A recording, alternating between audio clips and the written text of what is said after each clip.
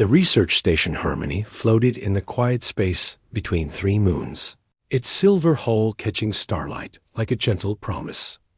Dr. Celeste Rivers pressed her palm against the observation deck's cool glass, watching meteor showers paint fire across the darkness. Her auburn hair caught the soft blue glow of the station's interior lights, and her green eyes held the kind of warmth that made wounded creatures trust her instantly. She had spent 7 years studying alien life forms on the outer rim, but tonight felt different. Tonight, something called to her from the vast emptiness beyond their peaceful sanctuary. The emergency klaxon shattered her thoughts. Red lights bathed the corridors as crew members rushed past, their faces tight with concern. Celeste grabbed her medical kit and ran toward the docking bay, her heart hammering against her ribs. "What's the situation?" She called to Nurse Delphine, her closest friend on the station. Delphine's dark skin gleamed with sweat, and her usually calm demeanor showed cracks of worry. "Unknown vessel crashed on the surface of Moon Tertius," Delphine replied, checking her scanner. "Life signs are weak, but definitely there. Director Hammond wants a full investigation team." Director Hammond appeared in the corridor, his gray uniform crisp despite the late hour, his cold blue eyes fixed on Celeste with the intensity of a hawk spotting prey. "Dr. Rivers, you'll lead the medical assessment. If there's salvageable technology or specimens, we need them intact." Celeste nodded, though something in his tone made her stomach twist. Hammond cared more about profits than people, and she had learned to read the greed in his voice. Whatever had crashed, he already saw dollar signs. The shuttle ride to Moon Tertius took 30 minutes. Through the viewport, Celeste watched the barren landscape grow larger, all gray stone and ancient craters. A thin atmosphere created ghostly auroras that danced across the sky in ribbons of green and gold. The crash site appeared suddenly, a massive scar carved into the moon's surface. Twisted metal glowed with residual heat, and the air shimmered with strange energy. But what made Celeste gasp wasn't the wreckage itself. It was the dragon. He lay partially buried under debris, his magnificent form stretching nearly 40 feet from nose to tail. Silver scales covered his body like polished armor, each one perfect, despite the obvious trauma. His wings, membranes torn and bloodied, spread wide in a gesture of defiant beauty even in unconsciousness. "By the stars," whispered Jenkins, the security officer. "It's actually real." Celeste approached slowly, her medical training overriding her amazement. Dragons were legend, stories told in taverns and children's books. Yet here one lay dying, more beautiful and terrible than any tale could capture. The dragon's breathing came in shallow gasps. Deep gashes marked his flank, where something sharp had raked across the scales. One wing hung at an impossible angle, clearly broken. Worst of all, a strange darkness spread from wounds that looked like they had been made by claws dipped in shadow. "Get back," Director Hammond ordered, but Celeste was already kneeling beside the massive head.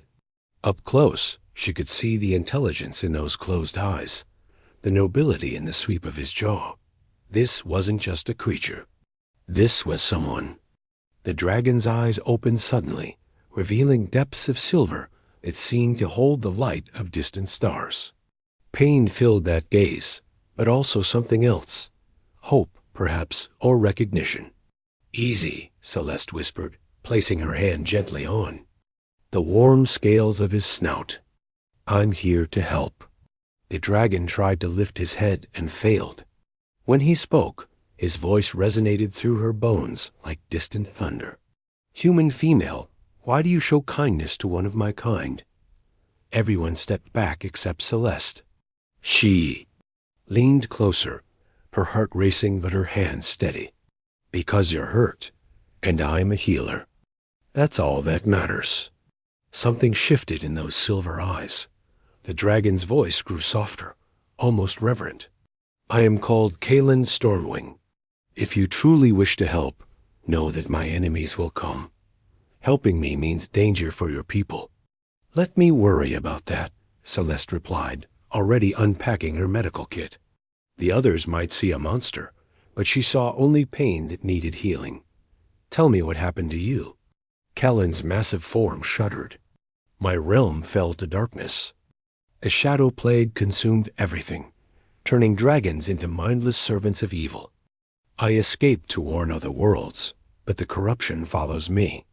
These wounds carry shadow poison that will kill me slowly. Director Hammond stepped forward, his eyes bright with greed. Shadow poison? That could be worth millions to the right. Buyers, we need samples. No, Celeste said firmly, surprising herself with the strength in her voice. He's not a specimen. He's a patient. She began cleaning the wounds, and where her hands touched, a warm golden light seemed to flow from her fingers. The shadow poison hissed and retreated like mist before sunlight. Kaelen's eyes widened in amazement. How do you do that? He asked, his voice filled with wonder. I don't know, Celeste admitted. I've always been good with healing, but this is different. It's like my touch knows exactly what you need. As she worked, she felt something extraordinary happening. Each moment of contact created a bridge between them, human warmth meeting dragon strength.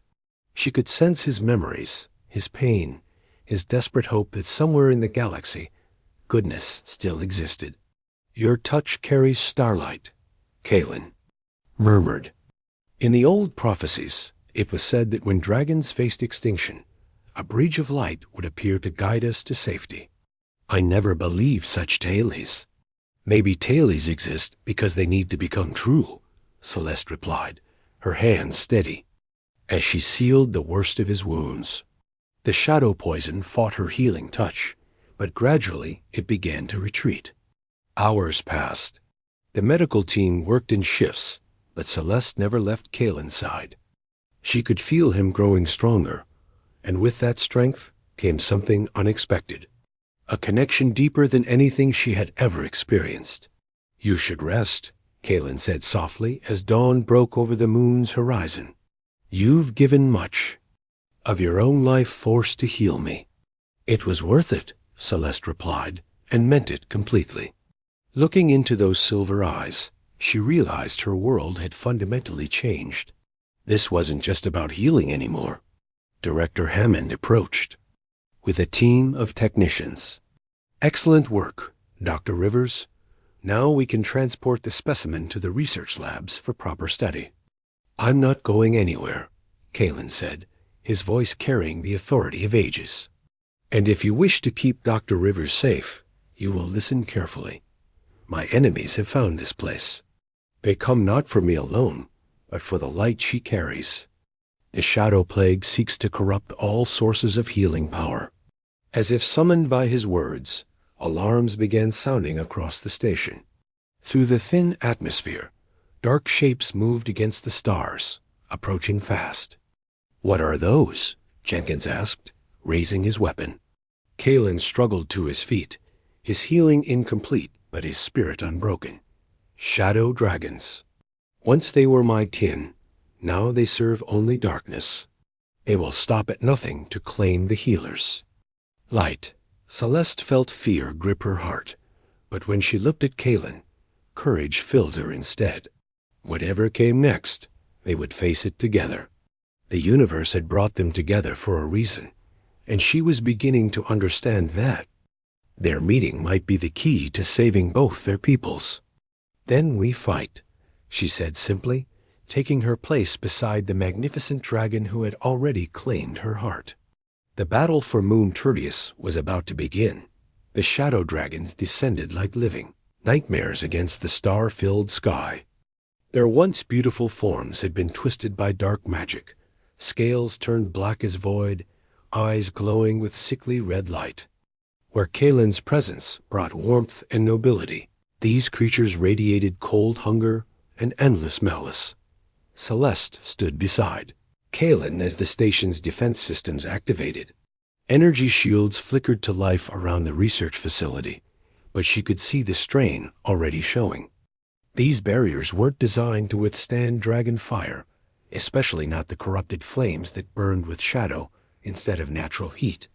How many? Kaelen asked, his silver eyes scanning the approaching threat. 7, Jenkins reported, from his scanner. And they're moving fast. Kaelen's massive form tensed, though his wounds still pained him. 7 shadow dragons could destroy a small city. Your station cannot withstand their assault for long. Director Hammond's face had gone pale, but his greed still burned bright. If we can capture even one of them alive, the research potential would be enormous. Think of the weapons we could develop. You understand nothing, Kaelen growled, a sound that made the metal walls vibrate. These creatures are no longer truly alive. They are vessels for the shadow plague, and contact with them spreads the corruption. Your weapons would be useless. The first attack came without warning. A lance of dark fire struck the station's eastern shield, and the barrier flickered dangerously. Through the observation windows, Celeste watched the shadow dragons circle like massive vultures, their movements coordinated with terrifying intelligence. They're testing our defenses, she realized. Looking for weak points, Kaelen nodded grimly. The plague gives them tactical knowledge. They will find a way through. As if responding to his words, 3 shadow dragons suddenly dove toward the docking bay while the others maintained their assault on the main shields. The station shuddered under the combined attack, and several power conduits sparked with overload. We need to evacuate, Delphine said, her voice tight with fear. No time, Kaelen replied, and nowhere to run. But there is another way. He turned those magnificent silver eyes toward Celeste. The light I felt in your healing touch, it's not just power. It's pure life force, untouched by corruption. If you're willing to trust me completely, we might be able to drive them back. Celeste felt her heart skip. The way he looked at her, as if she held the key to saving everyone, made her feel both terrified and incredibly alive. What do you need me to do? Place your hands on my heart, Kaelen said softly. Let our life forces merge. But know this, gentle healer. Once we join our spirits this way, the bond cannot be easily broken. You will feel what I feel, know what I know. Your life will be forever changed. Director Hammond stepped between them. Absolutely not. Dr. Rivers is too valuable to risk on. Some mystical nonsense. We need to focus on evacuation and salvage. Get out of my way, Celeste said, her voice carrying a steel she didn't know she possessed. This isn't your choice to make. She pushed past Hammond and approached Kaelen's massive chest. His heart beat like distant thunder, strong and steady despite his injuries. When she placed both hands against the warm silver scales, the world exploded into sensation. Suddenly she could feel everything Kaelen felt. The pain of his wounds, yes, but also the depths of his courage, his nobility, his desperate love for his lost people. Most overwhelming of all, she felt his growing affection. For her, pure and powerful as starlight itself. And he felt her in return. Her compassion that ran deeper than oceans. Her determination to heal rather than harm. Her loneliness on this research station, surrounded by people who saw profit where she saw wonder. The connection formed between them was unlike anything either had ever experienced. Now, Kaelen whispered, and together they reached for the light within. Power flowed between them, human warmth merging with dragon fire. Celeste's healing abilities amplified beyond anything she had dreamed possible, while Kaelen's natural magic was purified and strengthened by her touch. The golden light that had healed his wounds now blazed around them both, like a miniature sun. The shadow dragons recoiled as if struck. Their corrupted forms writhed against the pure radiance streaming from the station. The one closest to the docking bay let out a shriek of pain and rage before banking away from the light. It's working, Jenkins breathed in amazement, but the effort was taking its toll. Celeste felt her strength draining rapidly, and through their bond, she sensed Kaelen's concern for her well-being overriding his own need for protection. "Stop," he urged her. "You're giving too much." "Not yet," she replied through gritted teeth. "I can feel them weakening." The shadow dragons regrouped for another assault, but something had changed. Their movements were less coordinated now, their formation looser. A pure light had disrupted whatever dark force controlled them. Suddenly, alarms blared throughout. The station. Captain Torres's military vessel had arrived, bristling with weapons and ready for battle. But instead of engaging the shadow dragons, his ship targeted the station itself. "This is Captain Torres of the Military Research Division." His voice crackled through the comm.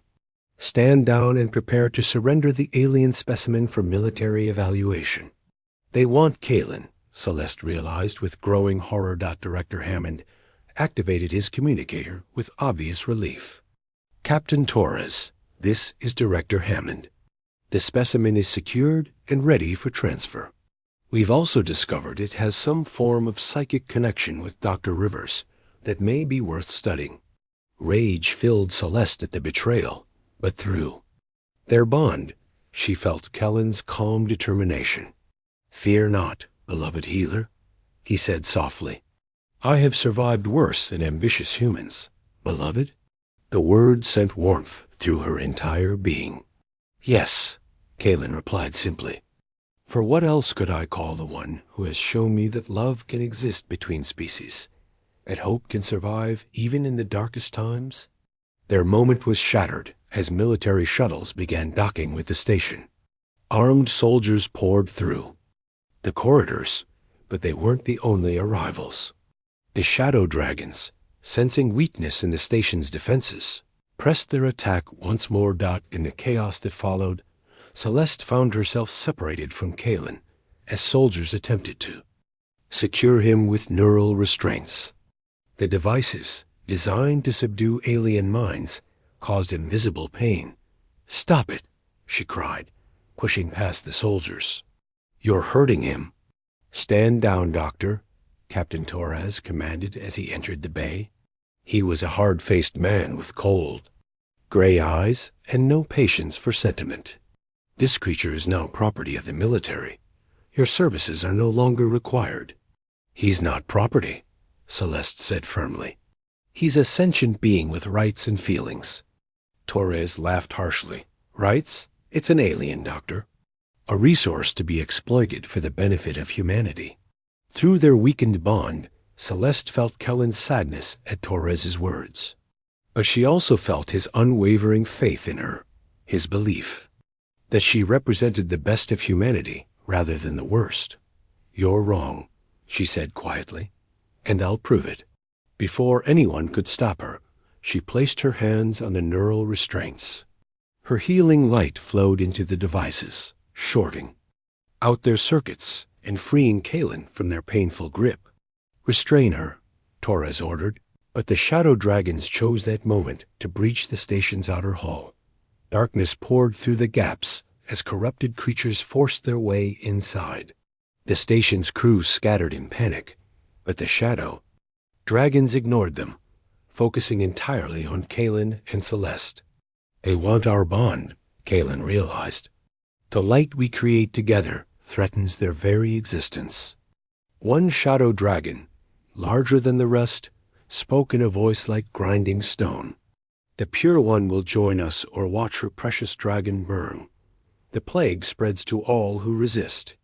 "Never," Celeste replied, her voice ringing with defiance. She and Kaelen joined hands, human fingers intertwining with dragon claws.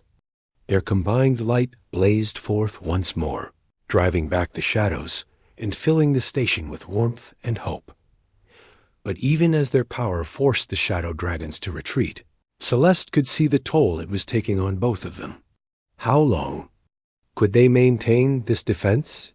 And what would happen when their strength finally failed?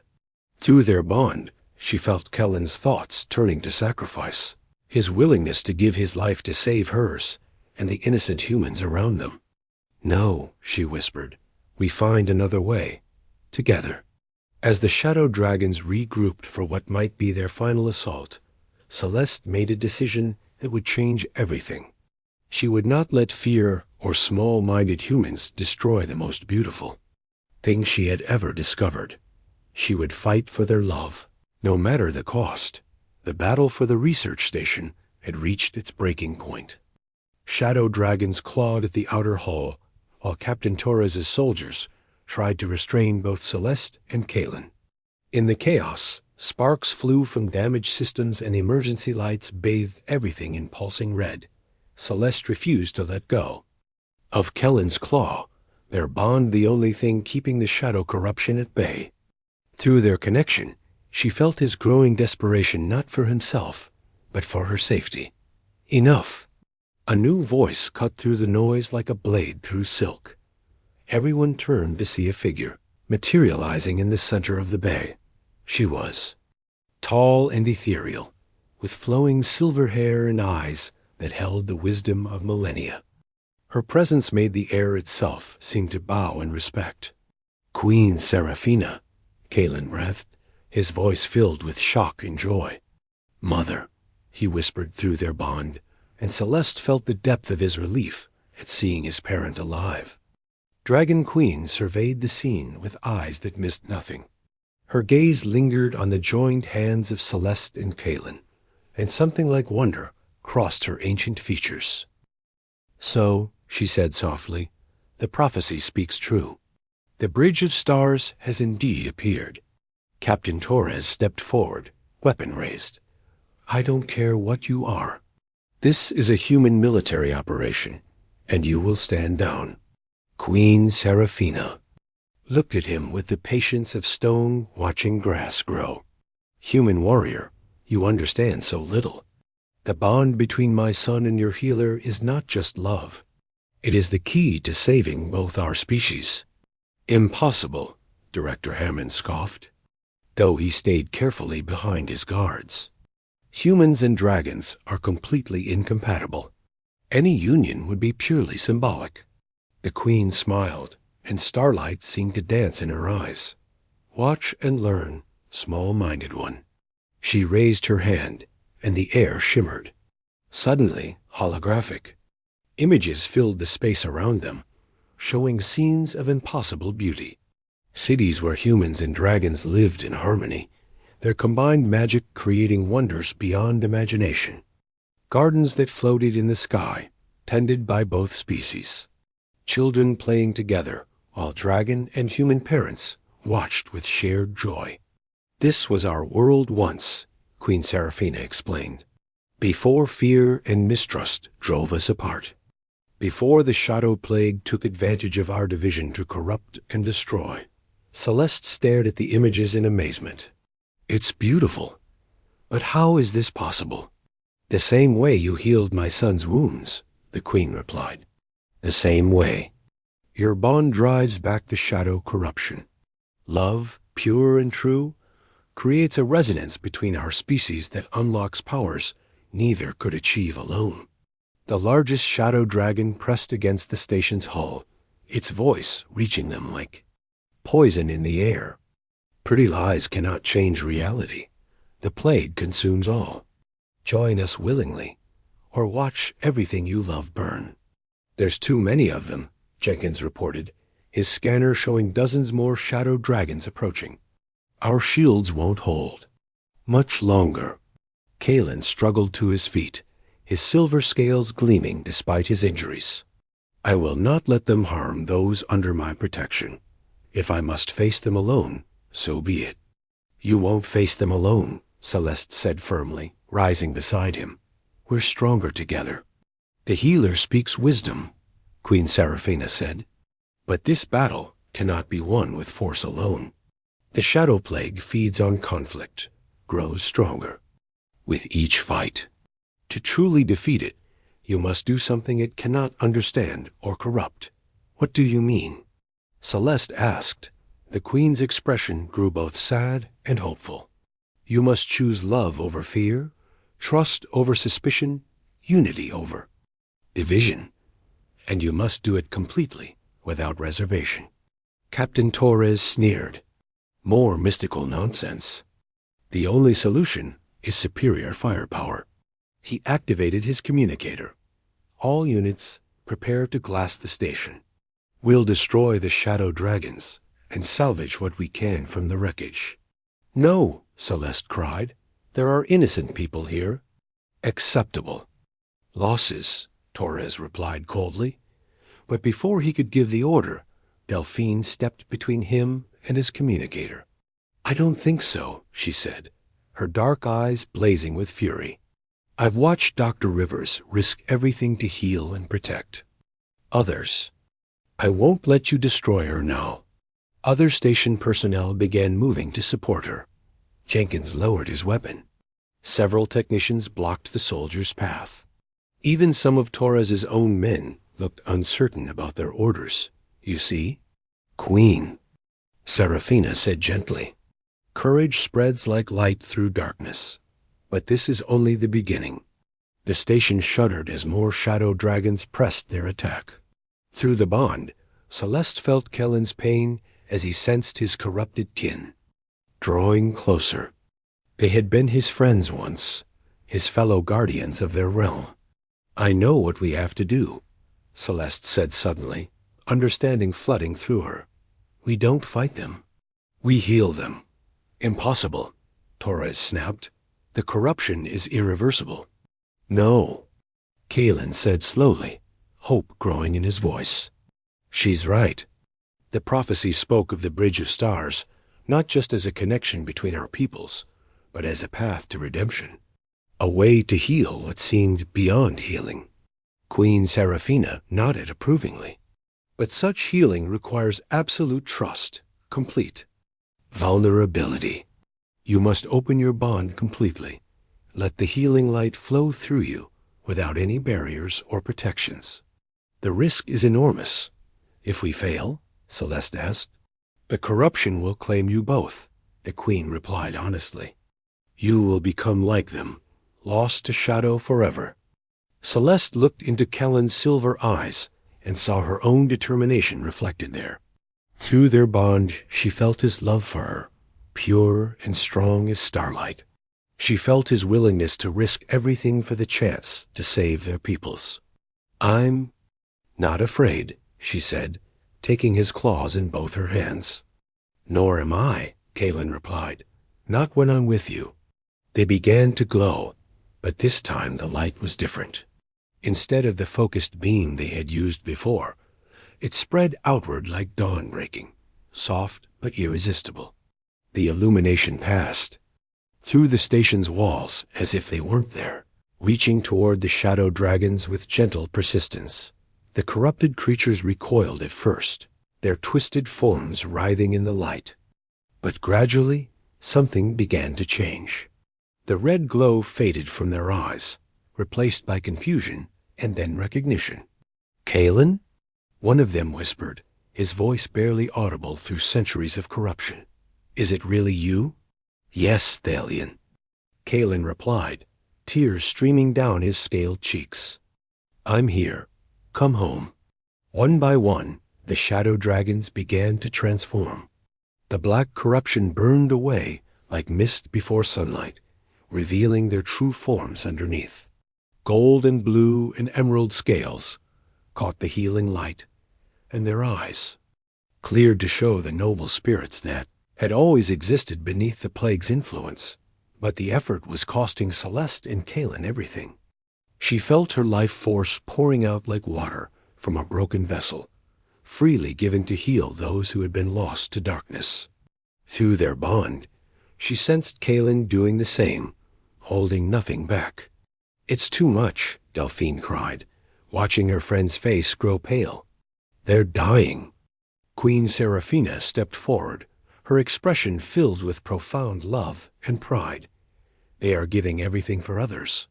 This is the greatest magic of all. But as Celeste felt her strength failing, something unexpected happened. They healed. Dragons began to glow as well, their own life force adding to the healing light. The station crew, inspired by what they had witnessed, reached out to support Celeste as she swayed. "We're with you," Jenkins said firmly. "All of us," Delphine added, taking Celeste's hand. Even some of Torres's soldiers lowered their weapons, moved by the impossible beauty of what they were seeing. The healing light spread and multiplied, carried not just by Celeste and Kaelen, but by everyone who chose hope over fear. The transformation spread beyond the immediate area.